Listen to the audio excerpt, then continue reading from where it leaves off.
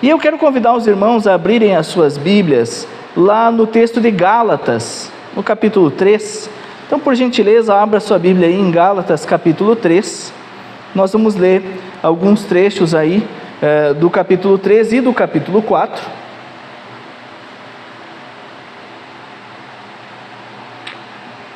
Capítulo 3 e capítulo 4.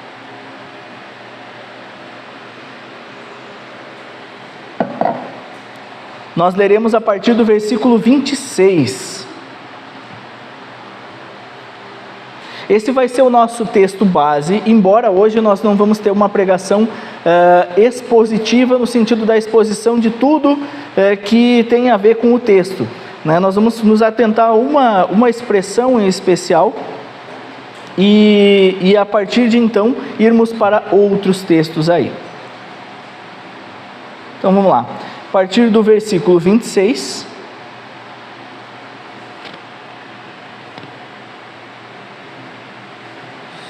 A partir do versículo 26 nos diz assim o texto então.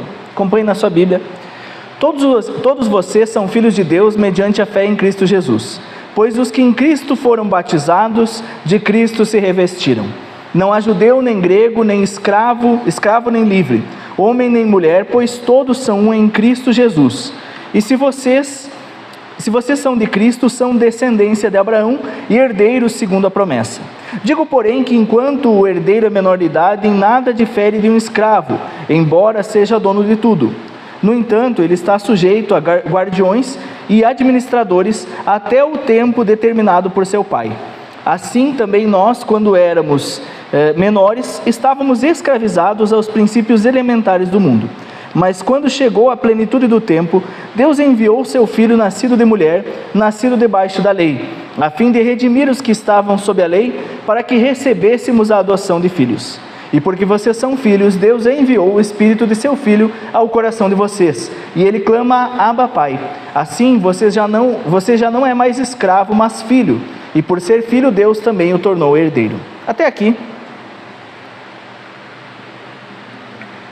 De forma breve, eu quero explicar sobre o que se trata esse texto, para depois nós adentrarmos em uma palavra em especial, uma expressão, na realidade, especial.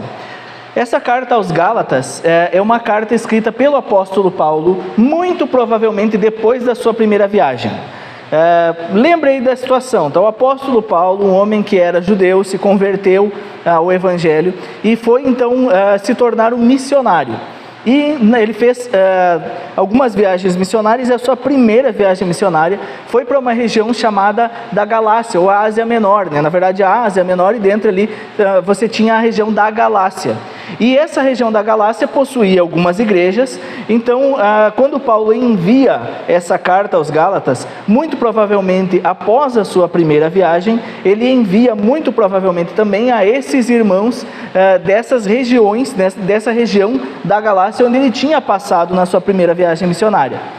Lá em Atos 15, nós vamos ver que depois dessa primeira viagem missionária, antes da segunda, há um concílio, onde todos os cristãos, principalmente ali em Jerusalém, né, de Jerusalém, se reúnem em Jerusalém, mas os principais líderes cristãos, para debater uma questão que era a questão dos gentios que estavam se convertendo.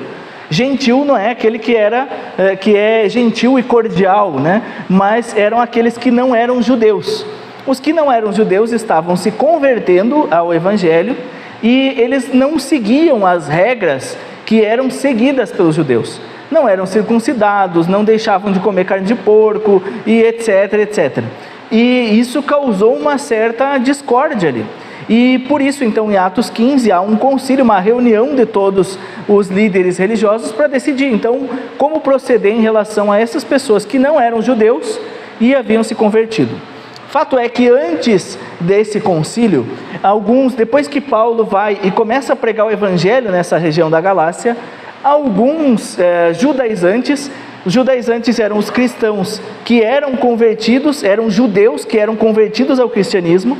Eles iam nas igrejas dizendo o seguinte: você não é judeu, você se converteu, então você tem que começar a seguir a lei, você tem que ser circuncidado, você não pode comer carne de porco, você tem que guardar o sábado, isso e um monte de regras que os judeus seguiam. que é aquilo que é debatido depois lá em Atos 15. E Paulo, então, procura demonstrar aos Gálatas que a salvação ela não se dava pela prática da lei. Ou seja, esses judaizantes, eles diziam o seguinte: para você ser salvo, você tem que crer em Jesus e também você tem que ser circuncidado, você tem que guardar a lei, você tem que guardar o sábado e coisas assim. E aí Paulo então escreve essa carta aos Gálatas para dizer: não, vocês não foram salvos pela lei, pela obediência, por obras feitas por vocês, mas vocês são salvos pela fé.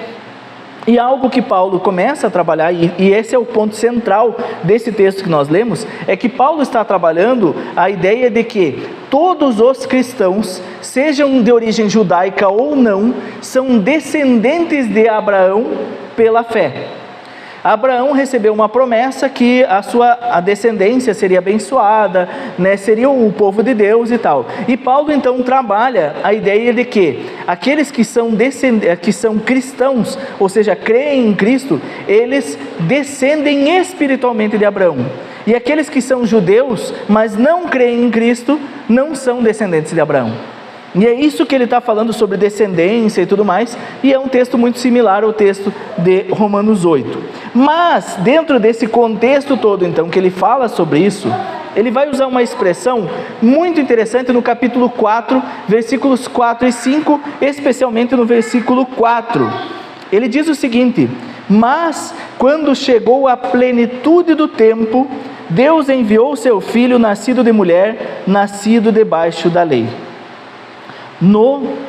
Quando chegou a plenitude do tempo, e é sobre a plenitude do tempo especificamente que nós vamos pensar nessa noite, porque ele fala então da questão dessa salvação em Cristo, mas ele fala que na plenitude do tempo, ou seja, quando se encerra a lei e se inicia uma nova aliança, no tempo perfeito Jesus vem. Não sei se você já se perguntou, e aí então esse é o nosso tema de hoje, a plenitude do tempo. Por que Jesus veio justamente naquela época? Por que Jesus não veio depois? Por que a primeira vinda de Jesus não é agora? Por que não veio antes, né? E aí Paulo então aos Gálatas fala dessa plenitude do tempo. E na plenitude do tempo então, nós vemos o cumprimento de vários fatores das profecias e outras coisas, para que naquele tempo determinado, Jesus viesse. Algo interessante sobre essa ideia da plenitude do tempo, é que a plenitude do tempo é o tempo exato e preciso em que Deus preparou na história para que Jesus viesse. E aí a gente pega toda a história, e você conhece a história do nascimento de Jesus. Você provavelmente, em algum momento da sua vida, mesmo que você não seja muito de ir a uma igreja, você já ouviu falar sobre os tais dos 3 reis magos, né? Já ouviu falar da história dos 3 reis magos, que na verdade não eram reis, e nem eram magos, não eram sábios, e nem eram 3. Mas eram ali os sábios que vieram do Oriente para o nascimento de Jesus. Você já ouviu falar dessa história? Jesus nasceu numa manjedoura.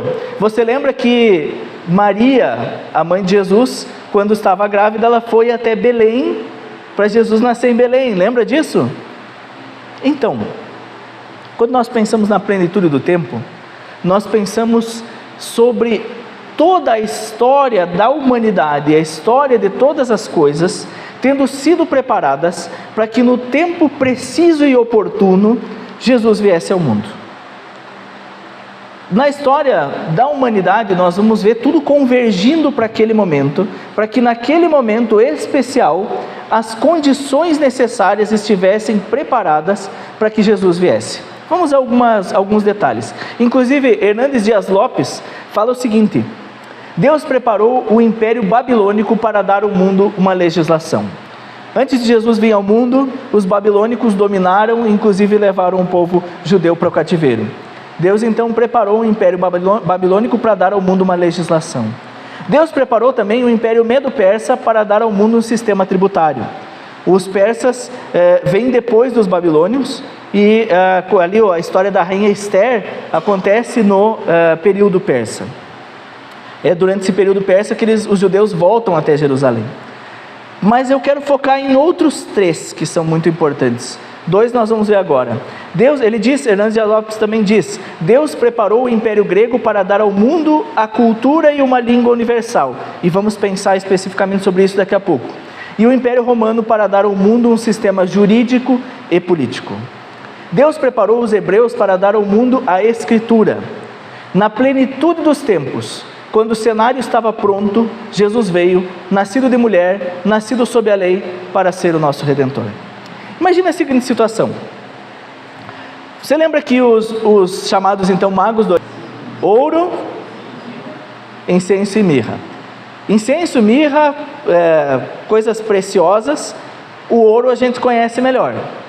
Você consegue imaginar, em uma época em que não havia uma polícia, não havia internet, não havia Uber, não havia ônibus, não havia avião, viajar de um país até o outro, ali vamos supor as distâncias similares, ali vai dar mais ou menos como da de Minas até aqui, talvez. Então imagine alguém vindo de Minas Gerais até Palmas, carregando ouro, incenso e mirra. Você consegue ver segurança nisso? Agora imagina o seguinte, o sujeito não veio de Minas, onde todo mundo fala português. Ele veio lá do Peru, chegou aqui em Palmas e começou, onde está Jesus? Jesucristo, ele é Ciro. Você começa aqui, o quê? Entendi nada. Ele está falando uma língua totalmente diferente. Consegue imaginar a situação? Não é estranho? Você já parou para pensar que esses sábios vindo do Oriente vieram carregando ouro, incenso e mirra, carregando coisas preciosas? Quando chegaram lá, chegaram diante de Herodes, conversaram com ele, ele entendeu. Chegaram diante de José e Maria, eles entenderam também? E depois eles foram embora? Ou o próprio José e Maria, Maria grávida, muito provavelmente uma adolescente, indo da sua cidade até Belém, na maior das tranquilidades e chegando lá em paz e segurança na sua casa, ou em Belém, dos seus parentes. Como pode isso acontecer? Isso se dá por causa desta plenitude dos tempos. Deus preparou as condições perfeitas para que tudo fosse daquele jeito. Antes, para a gente voltar um pouquinho na história, 323, se não me falha a memória, é quando Alexandre o Grande morre. Então 330 por aí, Alexandre o Grande, 340 e pouco ele nasce, ele vive pouco tempo. Então 330, 332, Alexandre o Grande se torna o imperador do Império Greco-Macedônio. E aí Alexandre o Grande decide dominar da seguinte forma: primeiro, a gente vai dominar na base da força. Então a gente vai conquistar os lugares. Só que a gente não vai só conquistar os lugares. A gente vai fazer o seguinte, a gente vai ensinar nossa língua e nossa cultura. E todo mundo vai se tornar grego. E aí ele ensina, ele faz com que os lugares onde se deu o império dele, todo mundo fale grego. O que se chama de grego koiné. Koiné significa comum. O grego comum é mais ou menos o que a gente vê hoje em termos dos Estados Unidos. Não é a ideia que todo mundo fala inglês? Que você vá na Alemanha, você chega no aeroporto e você fala inglês. Essa é a ideia, todo mundo falar grego. Quando os romanos tomam o Império Alexandrino, o Império Grego, e dominam todo o mundo conhecido da época, eles, isso é interessante, gostamos dessa ideia, pois a partir de hoje todo mundo vai continuar falando grego. Os romanos entre si falavam grego. O Novo Testamento foi escrito em que língua? Em grego. Aqueles sábios vindo do Oriente andam todo aquele caminho, chegam diante do Herodes, que falava outra língua, mas quando eles falam entre si, eles falam grego. Quando ele chega diante de José e Maria, eles falam grego. E mais, quando Paulo vai evangelizar o resto do mundo, ele fala grego. Todas as pessoas conheciam grego. Não somente propiciou que Jesus viesse, mas que o evangelho se propagasse, porque todos falavam grego. Mas há também a questão da segurança que eu citei. E aí vem a contribuição dos romanos. Os romanos, quando eles dominam, eles instituem um negócio chamado Pax Romana, ou a paz romana. Como é que era a paz romana? E é interessante, né, que Jesus fala, eu não dou a paz como o mundo dá, né? Como é que era a paz romana? A paz romana era uma tranquilidade por meio da força. Então os romanos construíram estradas, diversas estradas, e a cada distância, né, nessas estradas haviam lá os soldados romanos. Então tinha muito soldado romano. E a paz se dava dessa forma, por meio da força, da força armada dos soldados romanos. Então, nas estradas romanas, não havia ladrões, não havia assaltantes. Inclusive porque a punição para assaltantes era muito, muito grave, né, para servir de exemplo.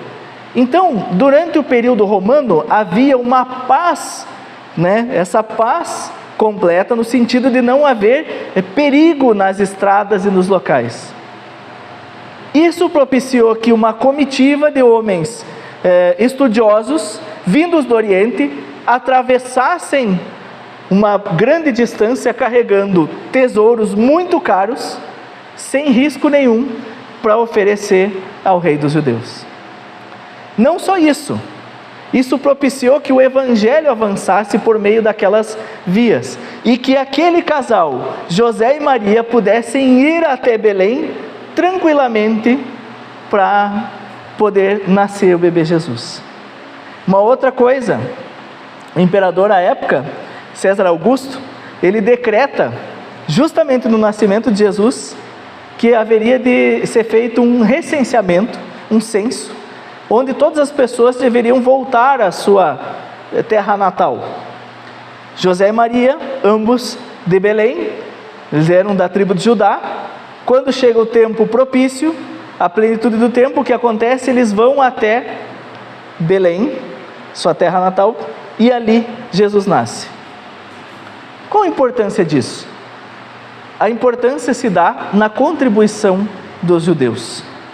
E com relação à contribuição dos judeus, então, nós estamos vendo que na plenitude dos tempos, no tempo perfeito, Deus enviou o seu Filho. Então a primeira coisa é que na plenitude dos tempos, as profecias se cumpriram. Hoje a gente não vai pensar em tópicos, a gente vai pensar numa frase aqui. Na plenitude do tempo, as profecias se cumpriram. A gente viu a contribuição grega, a contribuição romana, mas tem a contribuição judaica. A contribuição judaica se dá por meio das profecias do Antigo Testamento, a parte religiosa como um todo. Jesus, inclusive, ele diz que ele não vem para abolir a lei, mas ele vem para cumprir a lei. E ele, de fato, cumpre toda a lei em si, e assim, uma vez que ele cumpriu toda a lei, ele não pecou, ele pode morrer no nosso lugar. Nós vamos pensar sobre isso um pouquinho mais daqui a pouco também.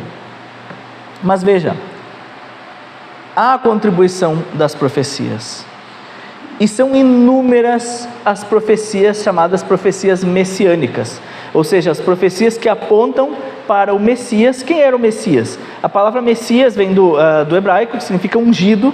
Eles tinham a ideia sempre de que sacerdotes e reis recebiam, era comum fazer isso. Alguém ia se tornar rei, o que fazia? Colocava óleo, né, azeite e óleos aromáticos no cabelo da pessoa, escorria, né? Escorria pelo corpo, e isso era unção. Isso demonstrava que aquele homem estava recebendo da parte de Deus as condições para exercer aquela função. Ungido é o significado de Messias. Jesus seria aquele que seria o ungido, não só mais um ungido. E aí há então várias profecias acerca de Jesus. Eu quero apontar apenas algumas delas, porque nós vamos ver que Jesus não veio por acaso e num tempo do acaso. E outra, Jesus não é uma história para boi dormir. Jesus não é uma história da carochinha. Jesus não é um mito. Jesus não é uma história inventada por alguém. Nós não cremos em algo absurdo, uma história que não tem respaldo na história. Vamos ver algumas das profecias que aludem a Jesus. A primeira delas está lá em Gênesis 3:15. O versículo 14 introduz dizendo que o Senhor declarou à serpente: quando há o pecado original, lá em Gênesis capítulo 3, então Deus profere as sentenças sobre o que aconteceu, e ele diz à serpente o seguinte: porém inimizade entre você e a mulher, entre a sua descendência e a descendência dela. O descendente dela, este lhe ferirá a cabeça e você lhe ferirá o calcanhar. Aqui a primeira alusão a Jesus. Veja que ele diz: porém inimizade entre você e a mulher, entre a sua descendência e o descendente dela. Não está falando dos descendentes, da descendência como um todo, mas é o descendente, Cristo Jesus. E aqui a serpente é Satanás. Porém inimizade entre Jesus e Satanás. A serpente fere o calcanhar. O que isso significa? A alusão aqui é a cruz. Mas Jesus pisa a cabeça da serpente, ou seja, ele a derrota. Esse é o sentido aqui. Uma coisa importante é qual a data provável da escrita. Muito provavelmente esse texto foi escrito por Moisés entre os anos 1446 a 1406. 1400 anos antes de Jesus. Aí nós temos também 2 textos de Isaías.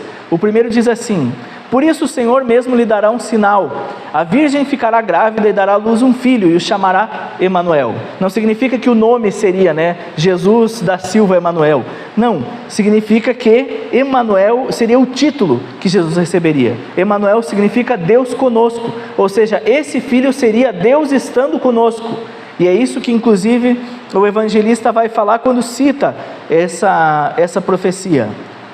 Outra profecia dita por Isaías diz o seguinte, está lá em Isaías 9:1.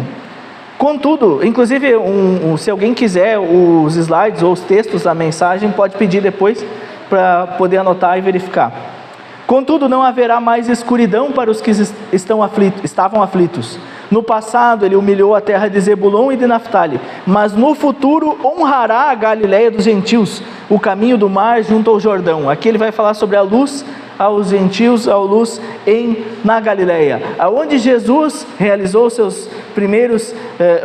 o início do seu ministério, de onde ele cresceu, onde ele esteve, na Galileia dos gentios.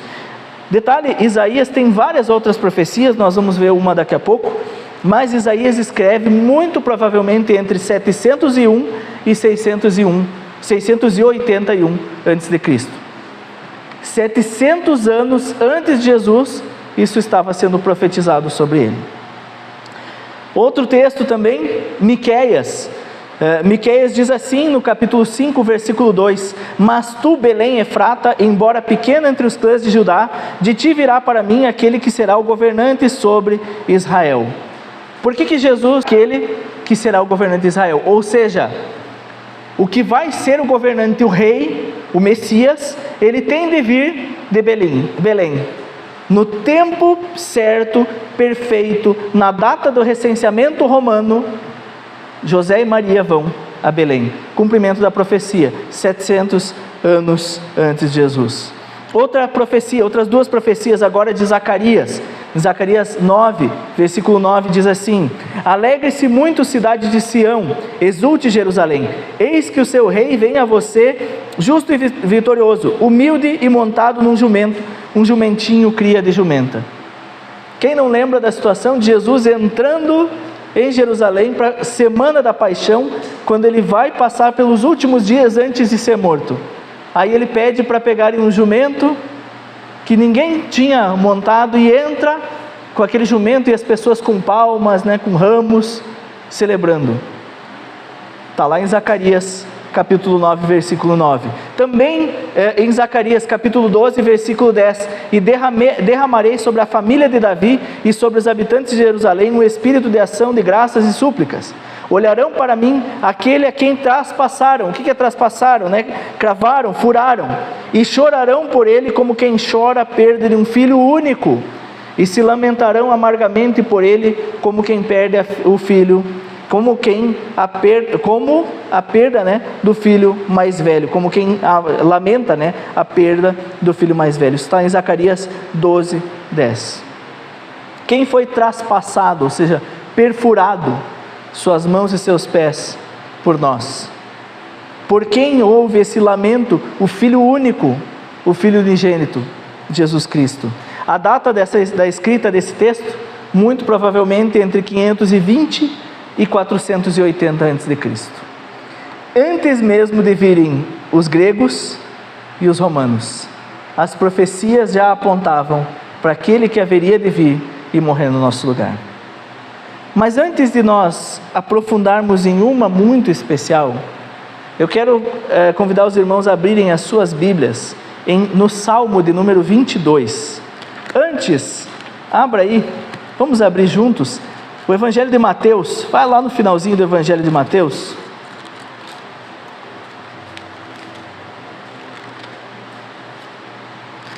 Quando Jesus é preso,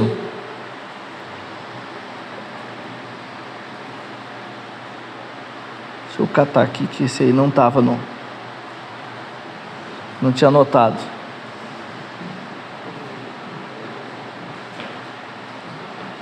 Aqui, Evangelho de Mateus, capítulo 27, versículo 46.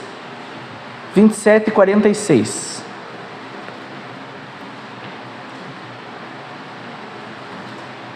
Mateus 27 e 46. Acompanhe comigo, esse é o relato da morte de Jesus. E no relato da morte de Jesus, Mateus, o evangelista, escreve assim: por volta das 3 horas da tarde, Jesus bradou em alta voz: Eloi, Eloi, lama sabachthani, significa: meu Deus, por que me abandonaste? Muitas vezes quando a gente lê esse texto, a gente pensa apenas na questão do que estava acontecendo com Jesus, ali na situação. Só que esse texto, ele é o apontamento de uma profecia messiânica. E eu particularmente é o meu salmo preferido. Mas por que um apontamento de uma profecia messiânica? Bom, em primeiro lugar que assim, alguns livros do Antigo Testamento, no hebraico, o nome do livro são as primeiras palavras. Assim como, por exemplo, Gênesis. O livro de Gênesis não vem do hebraico, mas Gênesis é no princípio. Lá no livro de Gênesis é o Bereshit. Então, quando um judeu vai ler a Torá, ele lê, vamos ler lá Bereshit, tal parte. Então, quando um judeu do primeiro século ia falar para alguém ler um capítulo, um versículo, ele não falava assim: vamos ler juntos o Salmo 22. Por quê? Porque não havia divisão de capítulos e nem versículos. Então, como é que ele dizia para ler um versículo ou ler um salmo? É mais ou menos como se a gente fosse dizer assim: vamos cantar uma música? Vamos cantar aquela Reunidos Aqui? Talvez, se você conhece a música, você já continua lá na sua cabeça: reunidos aqui só para louvar ao Senhor. Já? Quando um judeu do primeiro século queria se referir a um texto, ele falava o comecinho do texto, e assim ele trazia à memória dos ouvintes todo o restante do texto. Você abriu o Salmo 22? O que diz o versículo 1?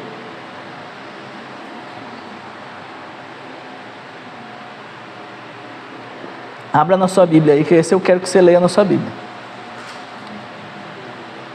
O que diz o versículo 1 do Salmo de número 22? Não tem problema, pode abrir, eu vou esperar para você ler.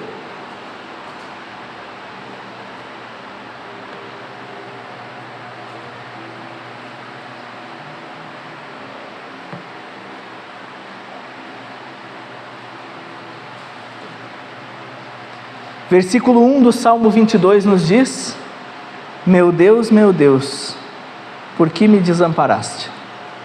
Muito provavelmente, quando Jesus citou essas palavras, seu propósito também era de aludir a esse salmo. Mas por quê? O que diz esse salmo? Vamos dar uma olhadinha no alguns versículos só. Depois, se você puder, leia todo o texto, mas alguns apenas. Versículo 7, Salmo 22, 7 e 8 diz assim: caçoam de mim todos os que me veem, balançando a cabeça.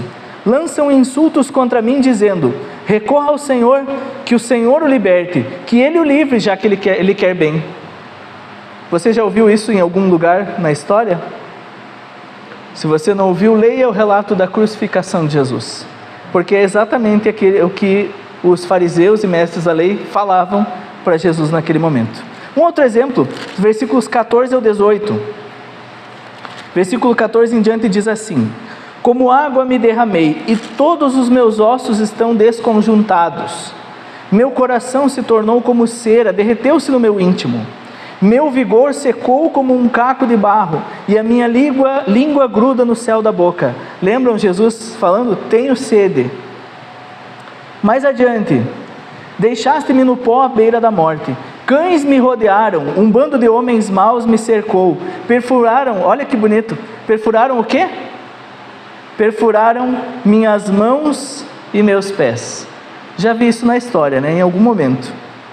Posso contar todos os meus ossos, porque nenhum deles foi quebrado, né? Os ossos de Jesus na crucificação. Mas eles me encaram com desprezo.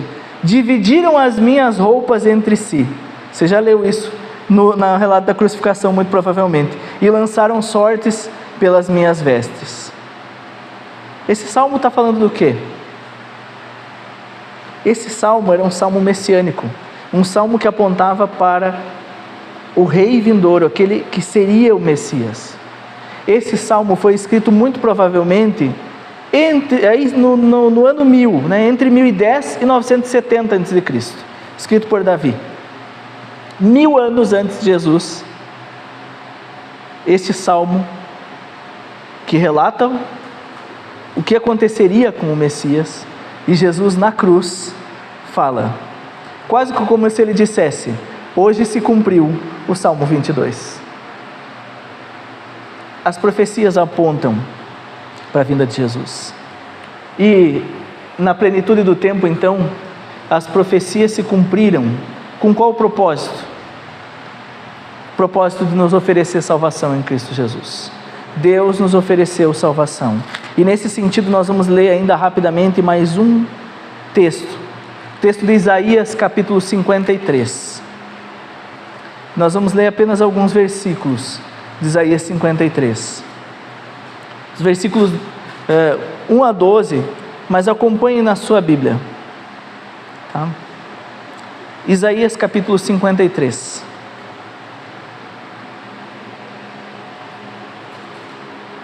O texto nos diz assim: quem creu em nossa mensagem e a quem foi revelado o braço do Senhor? Ele cresceu diante dele como um broto tenro e como uma raiz saída de uma terra seca. Ele não tinha qualquer beleza ou majestade que nos atraísse. Nada havia em sua aparência para que o desejássemos. Foi desprezado e rejeitado pelos homens, um homem de dores, e experimentado no sofrimento. Como alguém que os homens escondem o rosto, foi desprezado e nós não o tínhamos em estima.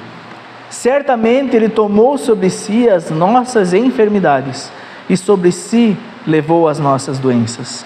Contudo, nós o consideramos castigados por Deus atingido e afligido. Mas ele foi transpassado por causa das nossas transgressões. Foi esmagado por causa das nossas iniquidades. O castigo que nos trouxe paz estava sobre ele, e pelas suas feridas fomos curados. Todos nós, tal qual ovelhas, nos desviamos, cada um de nós se voltou para o seu próprio caminho, e o Senhor fez cair sobre ele a iniquidade de todos nós. Ele foi oprimido e afligido, e contudo não abriu a sua boca. Como um cordeiro foi levado para o matadouro, e como uma ovelha que diante dos seus tosqueadores fica calada, ele não abriu a sua boca. Vale lembrar que durante o julgamento de Jesus, ele permaneceu em silêncio, exatamente como nesse texto. Com o julgamento opressivo ele foi levado. E quem pode falar dos seus descendentes, pois ele foi eliminado da terra dos viventes? Por causa da transgressão do meu povo ele foi golpeado. Foi-lhe dado um túmulo com os ímpios e com os ricos em sua morte. Vale lembrar que ele foi sepultado em uma sepultura de José de Arimateia, uma sepultura de um homem rico. Embora não tivesse cometido nenhuma violência, nem houvesse nenhuma mentira em sua boca, contudo foi da vontade do Senhor esmagá-lo e fazê-lo sofrer. E embora o Senhor tenha feito da vida dele uma oferta pela culpa, ele verá a sua prole e prolongará seus dias, e a vontade do Senhor prosperará em sua mão. Depois do sofrimento da sua alma, ele verá a luz e ficará satisfeito. Jesus ressuscitou. Pelo seu conhecimento, meu servo justo justificará a muitos e levará a iniquidade deles, a justificação, a salvação que nos é prometida. Entre os grandes ele dividirá os despojos com os fortes, porquanto ele derramou a sua vida até a morte, e foi contado entre os transgressores. Vale lembrar, cumprimento das profecias. Deus enviou o seu único Filho ao mundo, para morrer em nosso lugar, para morrer a nossa morte, porque o castigo que estava sobre ele era nosso. Pelas suas feridas nós fomos curados. Cristo Jesus não veio ao acaso. Cristo Jesus não foi apenas um profeta, um homem bom que ensinou coisas boas. Certo teólogo, agora me falta o nome de quem foi exatamente que falou isso, e para não falar uma bobagem, eu não vou dizer quem é o nome, mas um teólogo muito conhecido disse que ou Jesus era Deus, ou ele era um louco, porque Jesus afirmava ser Deus. Jesus afirmava que ele era o Deus encarnado que veio a esse mundo como um cordeiro para se entregar pelos nossos pecados. E se eu apenas acho que Jesus é uma pessoa interessante na história, alguém que foi importante, alguém que foi bacana, mas que infelizmente mataram, eu não entendi que o Senhor Deus trabalhou toda a história para que na plenitude do tempo, tudo que havia sido prometido se cumprisse na pessoa de Jesus. E um texto também que é muito interessante é o texto de Efésios, capítulo 1, e Paulo vai usar essa expressão plenitude do tempo em Efésios 1, no versículo 10, mas ele diz assim nos versículos 9 e 10: e nos revelou o mistério da sua vontade de acordo com o seu bom propósito que ele estabeleceu em Cristo, isto é, de fazer convergir em Cristo todas as coisas, celestiais ou terrenas, na dispensação da plenitude dos tempos. Só que aqui ele fala de outra plenitude dos tempos, porque aqui ele já usa uma outra expressão inclusive para tempo. No grego existe o tempo cronos, que é o cronológico, é o tempo em que nós vivemos, e o tempo kairos, que é o tempo perfeito, o tempo exato, o tempo preciso. Aqui, Paulo não está falando de quando Jesus veio, mas quando Jesus vai voltar. Quando todas as coisas serão consumadas, a consumação dos séculos, o final dos tempos, o tempo perfeito em que Jesus virá para reinar definitivamente. Jesus não veio ao mundo apenas para contar boas histórias. Ele veio para morrer por pecadores, para que fossem perdoados, fossem salvos. E no tempo perfeito que virá, Ele vai voltar e nos levar, se cremos em Jesus, para habitarmos eternamente com Ele. Portanto, a vinda de Jesus, ela foi prometida muitos e muitos anos antes. E aliás, nós temos essa promessa na última folha das nossas Bíblias. No capítulo 22 de Apocalipse, nós temos uma palavra no versículo 7 do 22. Eis que venho em breve, feliz é aquele que guarda as palavras da profecia deste livro. Temos uma promessa, que Jesus um dia virá. Ele veio com um propósito, trazer a salvação para todos aqueles que aceitarem que não merecem a vida eterna. Você se considera uma pessoa boa? Uma pessoa justa, uma pessoa correta? Pois eu quero te dizer que a Bíblia aponta para a realidade de que você não é, assim como eu. Porque se eu acho que eu sou uma pessoa boa, correta e justa, eu estou dizendo em outras palavras que Jesus morreu por nada. Porque Jesus diz que Ele veio para pecadores, e não para justos, que não precisam de arrependimento. Se eu considero que eu sou bom o suficiente para agradar a Deus, eu estou dizendo que Jesus morreu por nada.